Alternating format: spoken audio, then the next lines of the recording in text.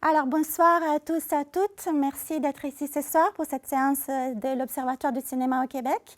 Donc, nous avons la chance aujourd'hui d'avoir avec nous Marlène Edoyan, qui est une réalisatrice et productrice du cinéma documentaire. Le film qu'elle va nous présenter ce soir s'intitule La mer entre nous. C'est son deuxième long métrage. Il est tout récent. Il a été présenté récemment aux rencontres du cinéma documentaire à l'automne 2019. Et il va sortir d'ailleurs bientôt en salle au mois de mars ici à Montréal. Donc, le film La mer entre nous porte pour cette occasion, Marlène revient en fait sur son pays d'origine, le Liban, et elle cherche dans la société contemporaine les traces encore du conflit civil libanais qui a marqué le pays entre 1975 et 1990. Donc, c'est une étude très intéressante qu'elle fait par rapport à la société actuelle au Liban. Et d'ailleurs, ça nous permet aussi de faire le lien avec ce qui se passe actuellement au Liban. Je ne sais pas si vous êtes au courant, mais c'est depuis le 17 octobre dernier qu'il y a une révolution qui est en cours.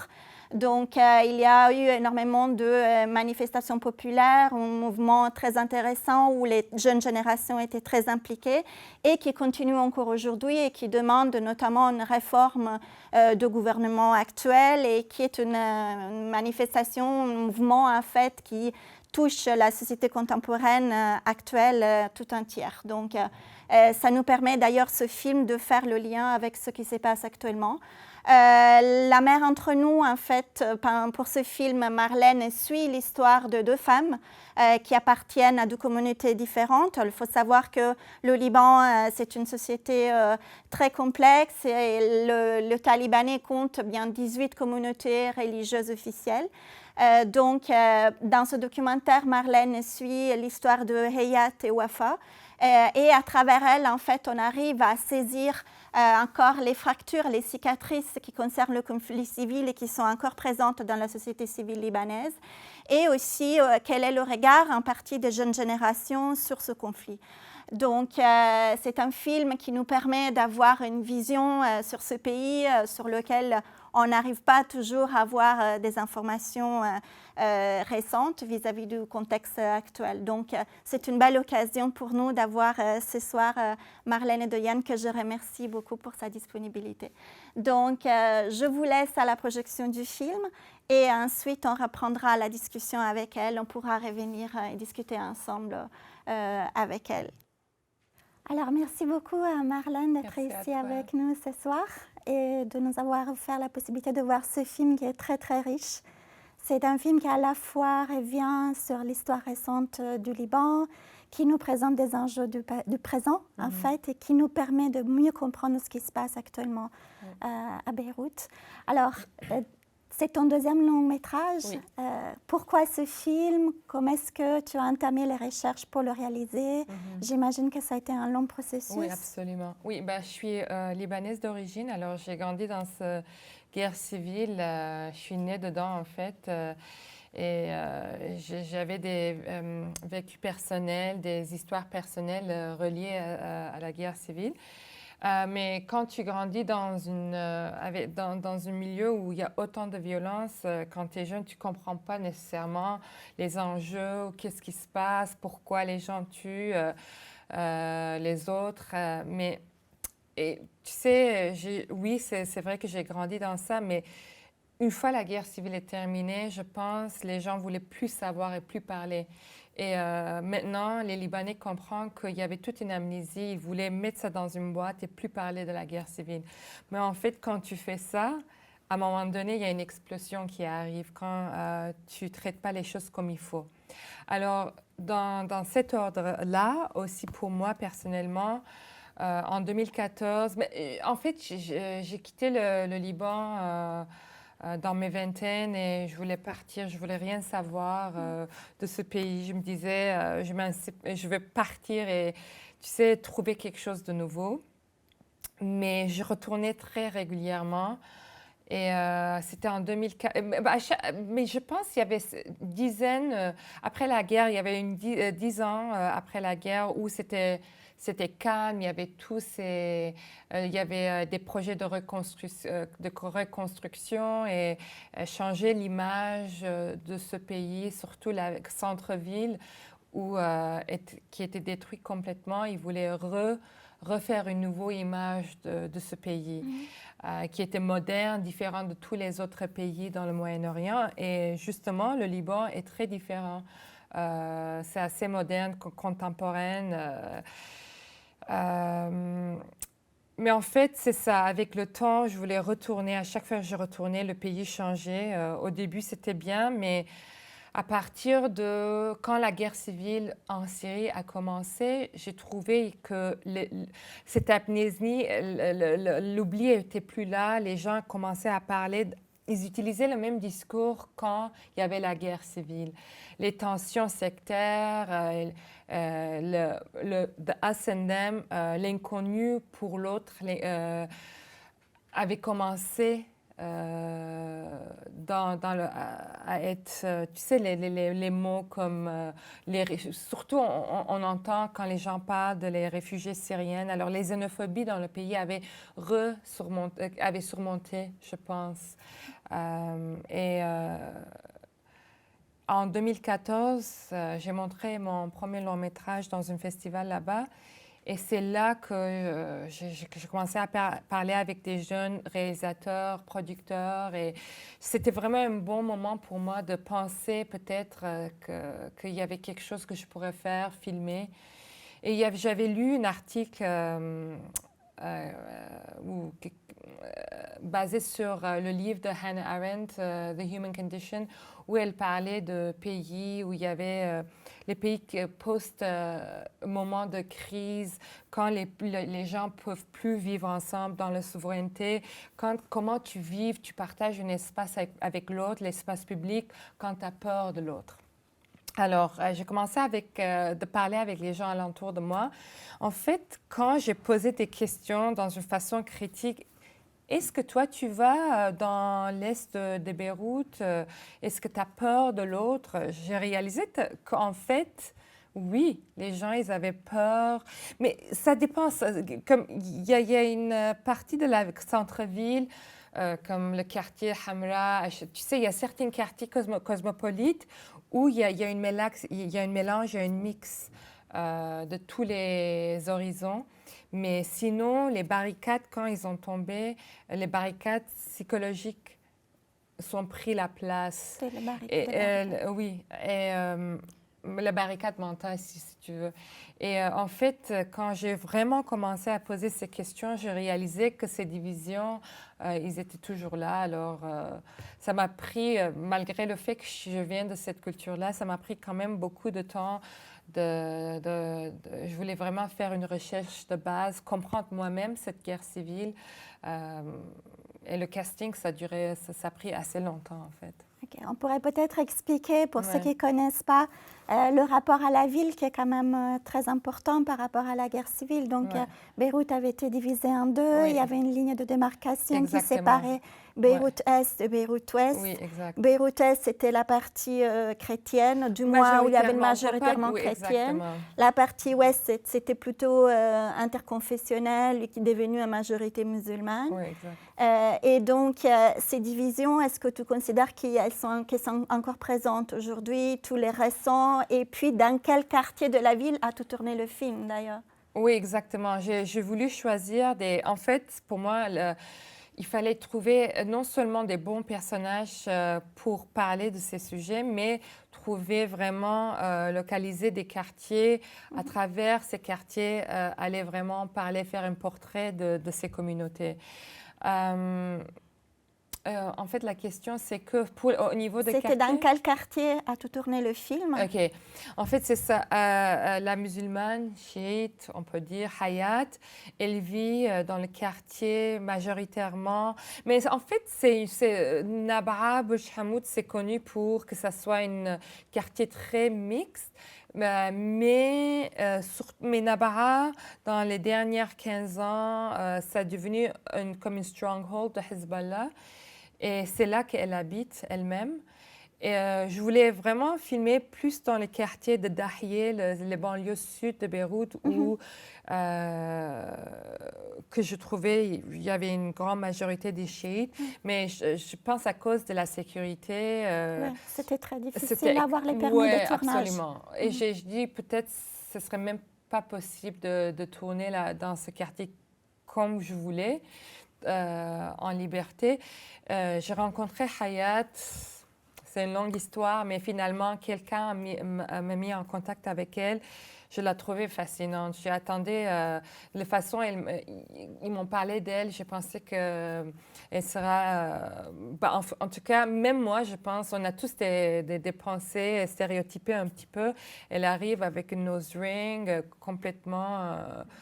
comme elle n'avait aucune barrière. Elle est une travailleuse sociale, alors... elle connaissait tout le monde et tout le monde connaissait Hayat. Donc, c'est une manière d'avoir accès aussi à la communauté. Honnêtement, sans elle, mais en fait, mes personnages, elles étaient mon fixeur. Sans mes personnages, j'aurais jamais pu filmer. Pour certains quartiers, j'avais comme un permis général, mais même avec un permis, j'aurais jamais été capable de filmer, mettons, à Nabha. Elle me disait souvent, Hayat, Marlène, toi, tu réalises mal. Mais on était partout. À un moment donné, je connaissais tout le monde me saluait. J'adorais ce sentiment-là de sentir comme c'était chez moi finalement après 2 ans. Mais elle me disait, si j'étais pas avec toi, ça n'aurait pas été possible. Oh non, impossible. Alors, elle était comme une carte blanche pour moi. Oui. En effet, ce qui se passe, c'est que les espaces publics n'existent pas vraiment, ou de moins en moins. C'est plutôt des espaces communautaires qu'on trouve dans la ville. Surtout dans certains quartiers. C'est pas partout. Avant, durant la guerre, je me rappelle, dans le quartier où j'habitais, en fait, c'était les forces libanaises, les milices chrétiennes. Il y avait des milices partout. Ils sonnaient à la porte, ils ramassaient de l'argent. Mais après la guerre, ils ont ramassé les armes et alors les anciens milices, ils n'avaient plus le pouvoir comme des armes. Le seul qu'ils ont resté avec l'arme, c'était c'était Hezbollah en fait, et parce qu'il y avait une raison d'être derrière. Ils étaient là dans le sud du Liban pour protéger les territoires avec Israël. Et en 2000... C'était 6 ou avant? 2006, la guerre de 33 jours. Oui, mais même avant ça, ils ont mis Israël à l'extérieur du sud du Liban. Alors, mais ils sont partis dans les années 2000, si je me trompe pas. Oui, exactement. J'oublie la date exacte, mais ils avaient un rôle extrêmement important, en fait, dans le pays Hezbollah. Et ils ont resté quand même armés. Ils sont encore armés. Mais c'est ça. Alors, il y a certains quartiers où c'est encore très difficile. C'est la partie politique qui gère le quartier. Et ça, on peut le voir facilement. Tu marches d'un quartier à l'autre, les affiches. C'est pour ça que je voulais absolument garder certains moments dans le film où, comme Wafa, elle parle avec l'ancien président qui était en fait le leader, le chef qui dirigeait le parti milice extrême droite, les forces libanaises.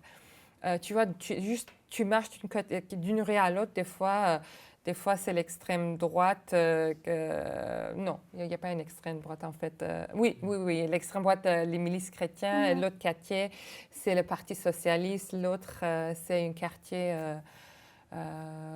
dirigé par Hezbollah. Alors les quartiers restent plus ou moins encore liés au parti, oui. Et alors, comment est-ce que ça s'est passé avec Wafa? Est-ce qu'il y a eu le même contact avec elle? Wafa, je connaissais son mari Joseph. Il était le voisin de ma grand-mère. Alors, je connaissais Joseph, mais je ne connaissais pas qu'il était une milice durant la guerre civile. Et c'est quelque chose d'extrêmement naïf de ma part. En fait, le plus que je parle, quand tu commences à parler différemment avec les gens, c'est là que tu réalises, en fait, tout le monde, presque toute la société de cette génération avait pris d'armes. Comme Wafa, le père de Wafa c'est lui qui achetait les armes. Il était banquier, il avait accès à l'argent et il finançait en fait cette partie politique. Et aussi, il était une des leaders dans ce parti.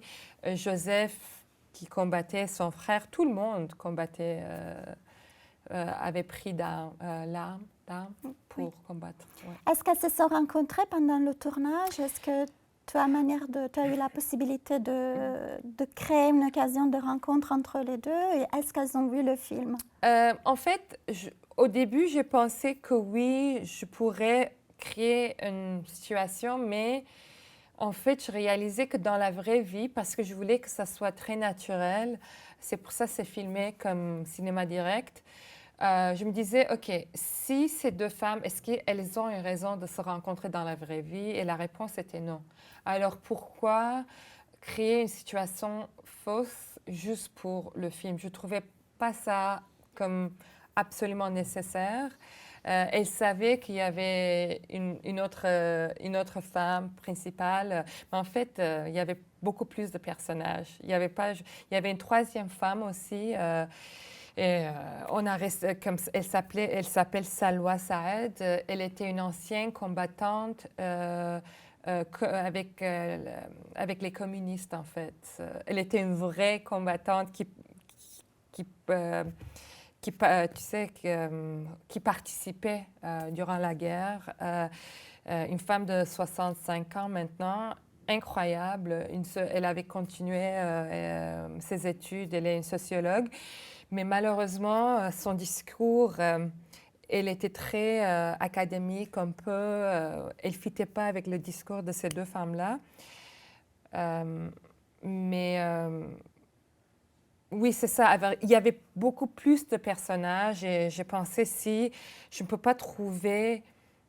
mais tu vois, parce qu'on fait beaucoup de choix durant le montage, c'est à l'étape de montage. Alors dans ma tête, j'aurais jamais être capable, comme I never thought I could create a situation où je peux mettre ces trois femmes ensemble dans une façon naturelle. Alors non.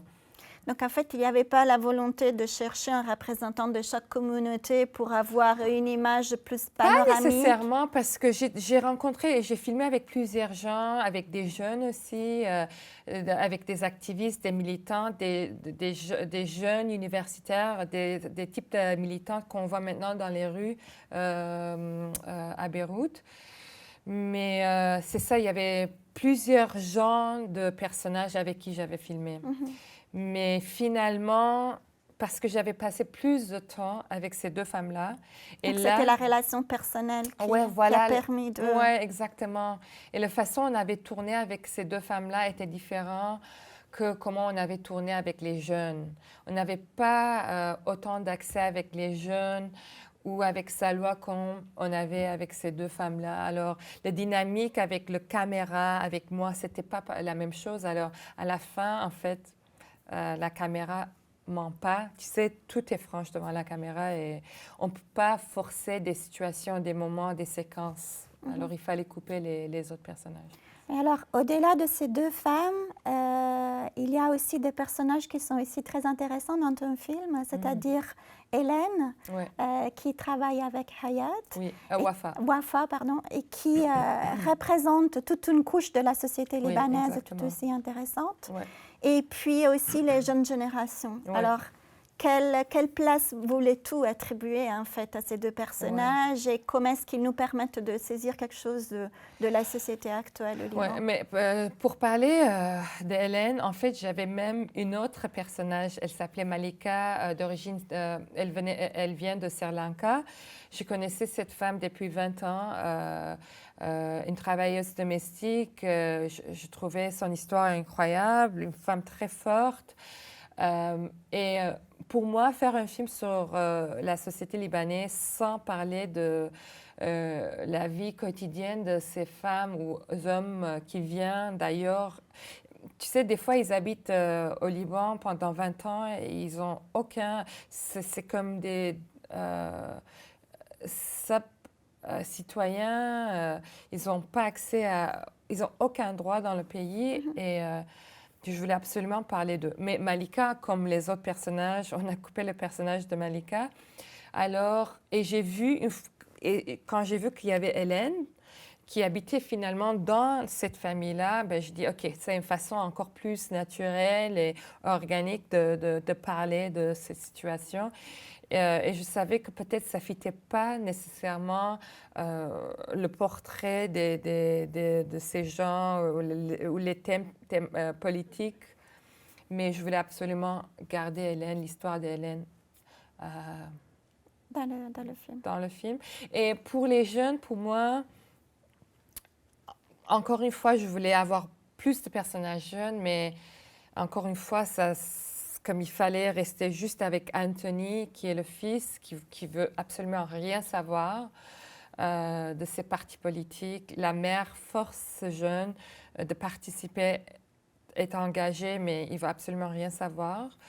Il ne connaît même pas les noms. Il y a toujours les photos de ses leaders chez eux, les deux fils de la famille Gemayel. Le fils ne connaît même pas leur nom. Il se trompe de leur nom et il s'en fiche de tout ça. Il y a la nièce de Hayat, Cathy, qui est là aussi. Les cousins d'Ali. En fait, Ali, c'est une martyre. Il représente une autre jeune Libanais. Oui, il est mort, mais il est très présent dans le film parce qu'on parle souvent d'Ali. En fait, c'est tous les jeunes chiites qui continuent à militer, de prendre parti et d'aller en combat. Mais en tout cas, je pense que les choses changent aussi dans cette communauté. Et on voit ça un peu avec tout ce qui se passe dans le terrain actuellement. C'est ça. Ce qu'il dit d'ailleurs, la nièce de Hayat, oui, elle dit une chose très intéressante à la fin du film par rapport à la classe politique. Parce qu'en fait, il faut dire que le film se termine avec les élections législatives de 2018. Et puis, par rapport au rapport de jeunes vis-à-vis de la classe politique, elle dit « ça serait bien qu'ils nous écoutent ». Donc, c'est exactement ce que les jeunes Libanais demandent aujourd'hui avec leurs manifestations. Oui, exactement. Et pour moi, je trouve que le film vraiment se termine là où, en fait, ce mouvement a pris place sur les rues de Beyrouth. Est-ce que tu veux nous en parler un petit peu de ce qui se passe actuellement? Tu as été au Liban récemment. Oui, j'étais là-bas durant les temps des fêtes en décembre pour aller voir ma famille qui sont là-bas. Et je voulais montrer le film à ces deux femmes-là aussi. J'ai montré ça à Wafa, son mari, à Anthony. Ils ont beaucoup aimé le film. C'est sûr que j'étais très anxieuse et stressée, surtout les scènes avec Hélène. J'étais stressée, mais la seule chose elle a dit, ah ouais, j'ai l'air très méchante dans cette scène-là. Fâchée, pas méchante, mais fâchée. J'ai dit oui, c'est vrai que tu étais très fâchée avec elle. Mais Hayat, elle était extrêmement occupée. Elle organisait tout le temps des choses. Elle travaille avec beaucoup de NGO. Elle organisait des fêtes pour les jeunes dans le quartier. Je suis passée là-bas avec ma fille. On a passé la journée avec elle dans le quartier. C'était formidable de voir toutes les femmes avec qui j'avais filmé aussi. Mais on n'a jamais pu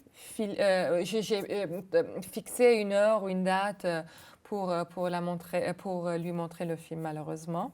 Mais bientôt, le film va jouer dans plusieurs villes de Montréal, au Canada.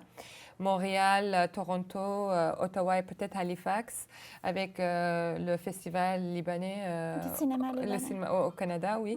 Et on essaie d'amener les deux femmes ici au Canada, à Montréal, pour faire quelque chose avec eux aussi. Oui, donc avoir une occasion de les exactement. rencontre. Alors, je ne sais pas si le public a des questions, si vous avez des curiosités aussi par rapport à ce qui se passe au Liban en ce moment. Je rappelle que les manifestations sont toujours en cours. Oui. Aujourd'hui, depuis le 11 octobre. Ça a recommencé, en fait. Oui, mais c'est ça, depuis octobre. Les gens sont... surtout les C'est une premières... crise économique très forte ouais, aussi, dans laquelle elle verse le pays maintenant. Les tensions avec l'Iran, le parti de Hezbollah qui est sorti renforcé d'ailleurs suite aux élections de 2018. Oui, exactement. Et puis les événements qui se passent également en Iran en ce moment. Donc toute la région est dans un état de tension générale. Exactement. Et puis il y a un gouvernement d'ailleurs très faible au Liban qui n'arrive pas à avoir le soutien de la société civile. Oui, exactement. Et parce que exactement pour les raisons qu'on a vues dans le film, parce que c'est les mêmes les gens qui ont fait la guerre maintenant sont là pour diriger le pays. Et on voit même mai 2018 les kiosques de tous ces partis politiques. Tu vois, les gens en fait votaient encore pour ces pays à travers les partis politiques parce que ils ne trouvaient pas peut-être encore une sortie, une façon d'exprimer cette colère qu'ils avaient. Mais on comprend très bien avec cette dernière discours sur le balcon qu'il n'y a pas cette confiance non plus. Les gens ne sont pas si naïfs. Mais en fait, je pense qu'ils espéraient toujours qu'il y a un changement. Il y a un changement, mais le changement n'arrivait jamais. Mais je ne sais pas parce que on dirait les choses restent toujours en place parce qu'ils ne veulent pas céder leurs droits non plus, ces dirigeants politiques corrompus. Alors, les gens qui souffrent le plus, le seul gens qui souffrent, c'est le peuple. Ils n'ont même pas accès à leur argent dans leur compte. Alors, c'est une vraie crise économique. En fait, c'est la pauvreté et cette crise économique qui, en fait, amène les gens ensemble, je pense. Ouais. J'aurais une question sur la manière de scénariser votre film. Ce qui m'a frappé, c'est qu'on a l'impression que chaque séquence tourne autour d'un thème particulier. Souvent un dialogue aussi entre deux personnes. Ouais. Dans quelle mesure est-ce que vous aviez prévu les faire parler sur ces thèmes-là? Peut-être pas. Est-ce que ça s'est fait beaucoup avant, pendant ou après? Parce qu'il y a le montage aussi, il y a sans doute des scènes qu'on ne verra jamais. Donc, comment vous avez vu travailler? Mais en fait, j'avais une idée des thèmes sur lesquels je voulais aborder, mais c'était fait avec les personnages aussi. Ça a commencé en 2016. J'ai fait 2 voyages de recherche en 2016, 2 voyages de recherche en 2017. J'ai passé beaucoup de temps avec eux.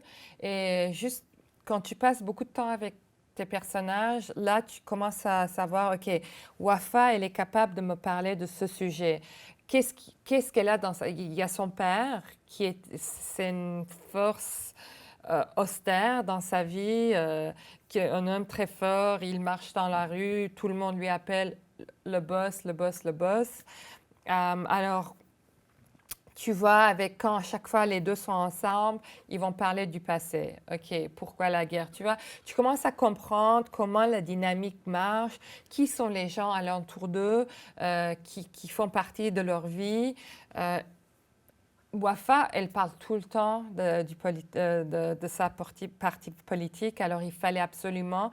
Et chaque fois que j'étais chez eux, Joseph et Wafa, comme c'était la chicane, tout le temps. C'était comme. C'est encore des scènes très calmes,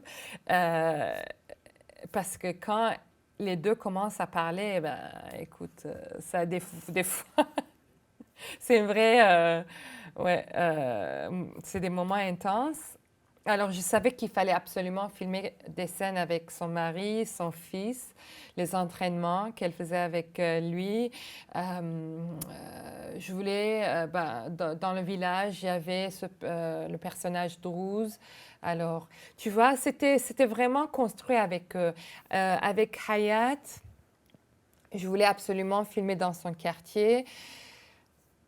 Hayat, ça changeait juste avant qu'on arrive pour le tournage. Ali, l'histoire est d'Ali arrivé juste 10 jours avant qu'on arrive au Liban. Alors, on a changé un petit peu, au lieu de parler plus de son travail social. J'avais filmé avec beaucoup de femmes aussi sur l'émancipation des femmes. Elle travaille beaucoup avec des groupes de femmes. Alors, au début, le sujet avec elle, c'était plus de parler de son travail social dans la communauté avec des jeunes et avec les femmes. Mais quand on est arrivé, son père, avec le père de mort de son père et le mort d'Ali, comme le quartier au complet, c'était couvert par les drapeaux d'Ali partout et les images de martyrs partout. Ben, j'étais obligée de changer un peu les thèmes et parler un peu plus sur le martyrdom. Ouais, et ça a pris en fait beaucoup de place, mais ce n'était pas l'intention au début. Est-ce qu'il y a d'autres questions? Oui. Je me demandais, vous avez tourné combien de jours pour compléter le film? Puis je pense que vous avez travaillé avec un directeur qui ne parle pas arabe, à moins que je me trompe. Oui. Est-ce que vous pouvez parler de la relation avec la caméra, comment vous lui pointez les moments importants, comment ça se fait? OK.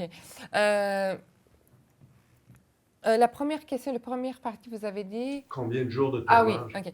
En fait, le tournage, c'est ça, j'ai filmé au début, en 2017. La première scène d'entraînement, c'était filmé avec une autre DOP. Durant cette période, en fait, c'était plus exploration, mais j'avais filmé une vingtaine de jours en 2017, mais c'est ça, je n'ai pas gardé beaucoup, mais avec le cinématographe, avec Alexandre, qui était le DOP principal, c'était des blocs de 15 jours.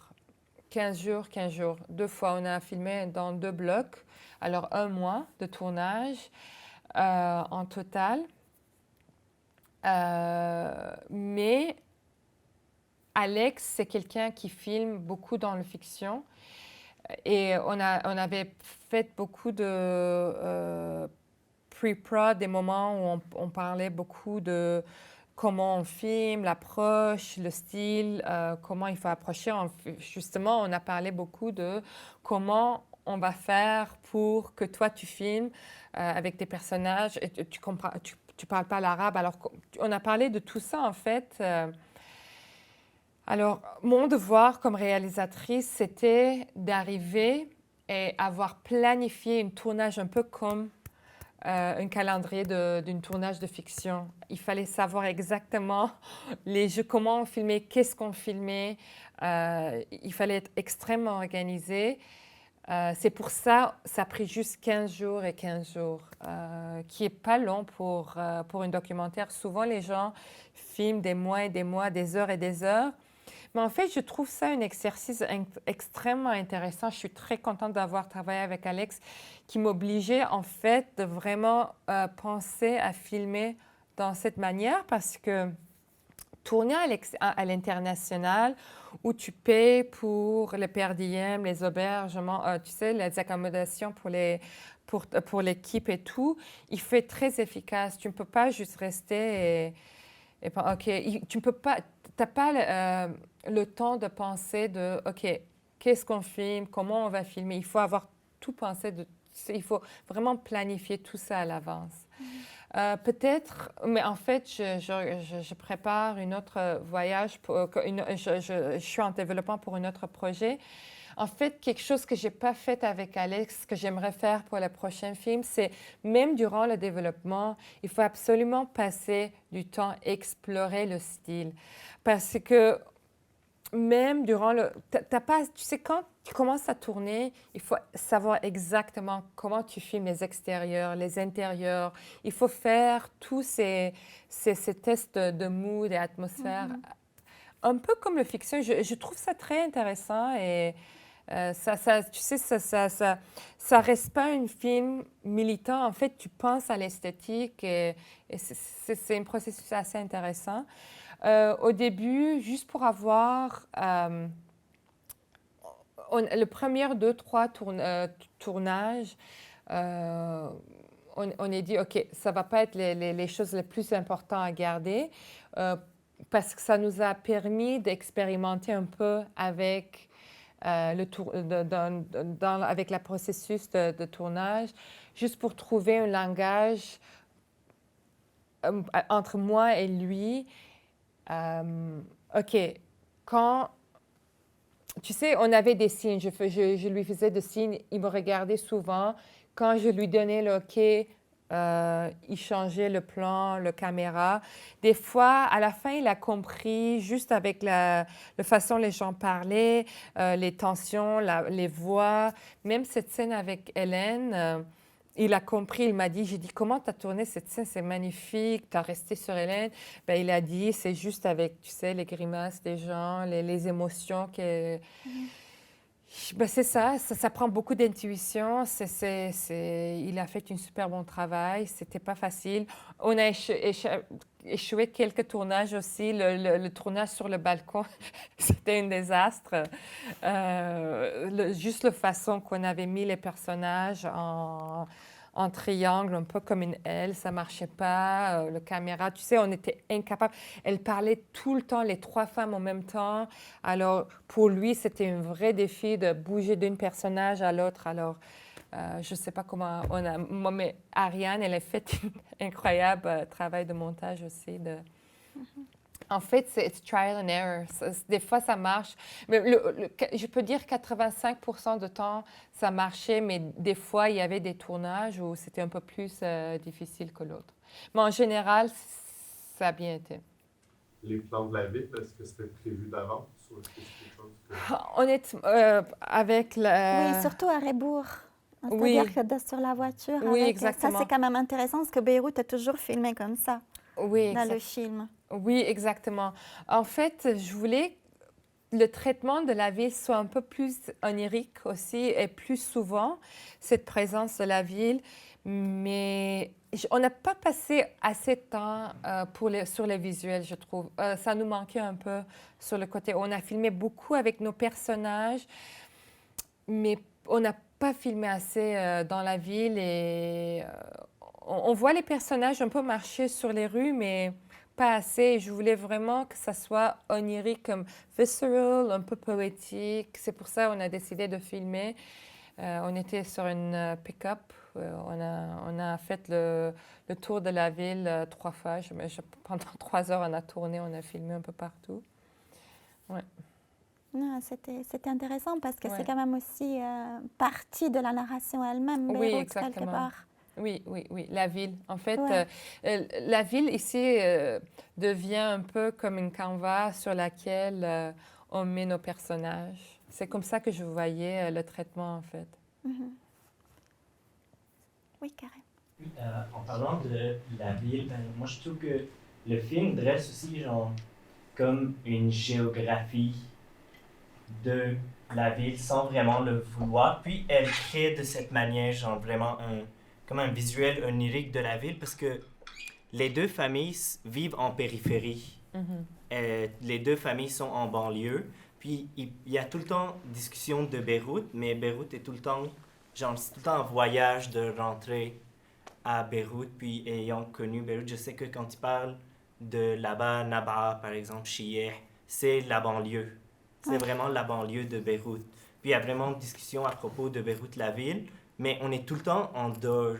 Puis moi, ah oui, désolée. Moi, je trouve ça intéressant. Ah, OK. Mais en fait, je pense Nabaa et Fenchebek, ça reste quand même... ça fait partie de Beyrouth, non? Ça devient vraiment étrange, mais non, la ville est tellement... oui. Pour des vrais Beyrouthins, Beyrouth, c'est vraiment tout petit. C'est vraiment tout petit. Ouais. Toi, tu considères quoi comme Beyrouth, comme Hamra? Beyrouth, ça s'arrête après... Non, je suis juste parce que c'est intéressant parce que ça fait partie de tous les démarcations. Oui, c'est pour ça que je trouve ça vraiment drôle, genre, parce que Beyrouth, c'est vraiment une ville qui est vraiment petite. Il y a maintenant Sinelfil, par exemple, des gens veulent considérer ça à Beyrouth. Je ne considère pas ça à Beyrouth, par exemple.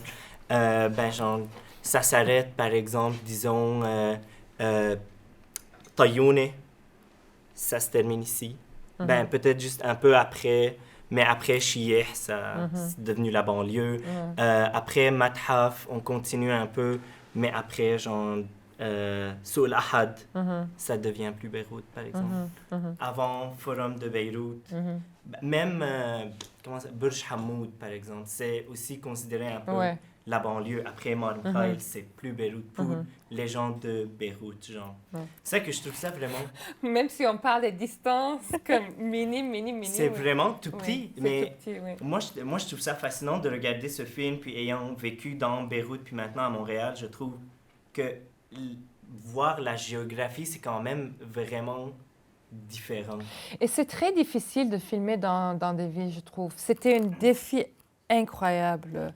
On a passé des heures avec Alex de penser, OK, comment on filme ce ville? Comment on filme la ville? C'est pas non plus une ville facile à filmer. Non, c'est pas une ville très facile à filmer, mais c'est dur. C'était vraiment difficile, en fait. Parce que quand tu marches, tu sais, tu tournes la tête, tu vois tout. Mais avec le caméra, comment capter toutes les couleurs, toutes les différences, la richesse? Ouais, c'était pas facile.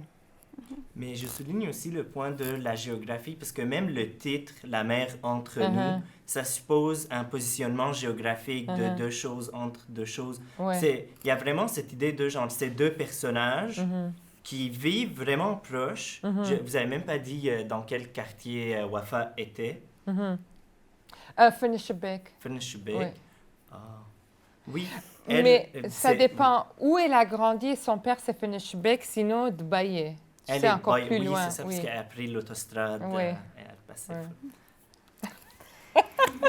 Non, mais c'est sûr que c'est intéressant parce que ce qui est difficile peut-être pour ceux qui ne connaissent pas Beyrouth, c'est justement de saisir tous ces détails, de pouvoir s'orienter dans cette géographie qui n'est pas seulement une géographie physique, mais aussi urbaine, communautaire, historique aussi, parce qu'il y a des repères bien précis et bien clairs à partir de la ligne de démarcation à toute une série d'aspects. Alors, merci beaucoup, merci Marlène, de nous avoir donné la possibilité de regarder ce film avec toi et puis de discuter. Et puis, merci beaucoup. Merci à vous.